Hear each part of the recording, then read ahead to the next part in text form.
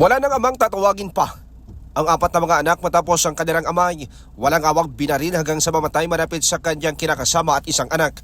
Nangyari ang krimen sa Barangay Taculing, Iloilo, alas 12:30 ng hapon, Oktubre 5, kung saan ayon sa saksi, bumili nung una ng soft drinks ang biktima na si alias Dodoy, 42 anyos, at pagtawid nito pabalik sa kanyang tinitindang lansones at kanya magina.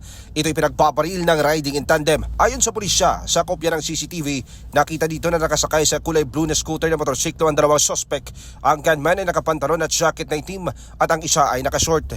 May tama sa kaliwa at ibabang dibdib ang biktima at na-recover sa crime scene ang 5 basyo ng kalibre 45. Sinabi pa ng pulis, mga ka-K5, na meron na silang dalawang angulong tinitingnan sa krimen, ngunit sa ngayon hindi pa maisa publiko dahil sa ito'y sensitibo at hindi naman nawawala ng pagkasa ang kapulisan na masugpo ang krimen. Para sa Network News mula dito sa Lalawigan ng Iloilo, ako si K5 Aaron Refollo para sa Kampiyon na Balita, Serbisyo Publiko at Kasiyahan sa bawat Pilipino. K5 News FM.